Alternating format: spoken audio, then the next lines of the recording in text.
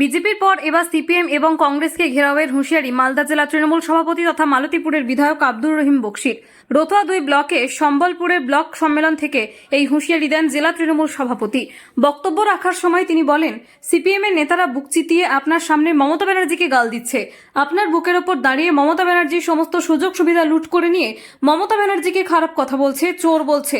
আর আপনি যদি প্রতিবাদ না করেছেন, আপনি কোন টিএমসি, আপনি কোন তৃণমূল? আপনাকে বলতে হবে মমতা ব্যানার্জি সমস্ত সুযোগ সুবিধা নিয়ে সিপিএম কংগ্রেস গ্রামে দাপিয়ে বেড়াচ্ছে। আমরা তার প্রতিকার করে তাদেরকে ঘেরাও করতে পারছি না, মানুষের মধ্যে গিয়ে মানুষকে বলতে পারছি না এই চোর সিপিএম, এই চোর কংগ্রেস। ওর বাড়ির বউ লক্ষ্মীর ভান্ডার পায়, ওর ছেলে সাইকেল পেয়েছে, ওর মেয়ে কন্যাশ্রী পেয়েছে, ও ওখানে বিনা পয়সায় চাল পায়, স্বাস্থ্য সাথীর কার্ড পায়, তবুও মমতা ব্যানার্জিকে গাল দিচ্ছে। ঘেরাও করুন এই ধরনের সিপিএম কংগ্রেসকে। কংগ্রেস নেতারা, সিপিএম এর নেতারা যারা গ্রামের মানুষকে ভুল বুঝাচ্ছেন, তারা মমতা ব্যানার্জির সমস্ত সুযোগ সুবিধা নিচ্ছেন। ওই নেতারা যারা মানুষকে বলছেন মমতা ব্যানার্জি চোর, তারা আবার মমতা ব্যানার্জির চাল খাচ্ছেন, স্বাস্থ্যসাথীর কার্ড নিচ্ছেন, তার মেয়ে কন্যাশ্রী পাচ্ছে, তার মেয়ে রূপশ্রী পাচ্ছে, তার ছেলে সাইকেল সবুজ সাথে সাইকেল পাচ্ছে, তার বউ আজকে লক্ষ্মীর ভান্ডার পাচ্ছেন, আর ও মানুষকে বলছে মমতা ব্যানার্জি চোরাচ্ছে। সেই সমস্ত নেতাকে চিহ্নিতকরণ করে মানুষকে বুঝিয়ে তাদেরকে ঘেরাও করতে হবে যে এরা মানুষকে বিভ্রান্ত করে বিপথে পরিচালিত করছে, মমতা ব্যানার্জির বিরুদ্ধে বলছে, মমতা ব্যানার্জির সুযোগ সুবিধা নেই, তাদেরকে ঘেরাও করতে বলেছে। এসব কথা জবাব দিতেও খারাপ লাগে। রাজনৈতিক অপরিপক্কতা থেকে, ইমম্যাচিউরিটি থেকে এইসব কথাবার্তাগুলি আসে। রাজ্য সরকার, কেন্দ্রীয় সরকার চলে জনগণের ট্যাক্সের টাকায়। জনগণ ট্যাক্স দেয়, সেই টাকায় রাজ্য সরকার এবং কেন্দ্রীয় সরকার চলে। কারুর টাকা কেউ সুযোগ নিচ্ছে, সুবিধা নিচ্ছে, এটা কোনো কথাই হলো না। ফলে পশ্চিমবাংলার মানুষ যতটুকু যা সুযোগ সুবিধা পায় সেটা হচ্ছে জনগণের ট্যাক্সের টাকাতেই, জনগণের টাকায় জনগণের কাজ হয়। এর বাইরে তো কোনো কথা হতে পারে না। সরকার কারুর জমিদারির পয়সায় চলে না, 1।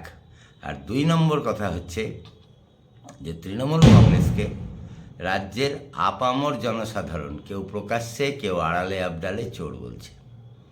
কেউ প্রকাশ্যে বলছে যার সাহস বেশি, আর যে একটু ভীতু প্রকৃতির সে আড়ালে আবডালে একা একা অন্য মানুষকে বলছে।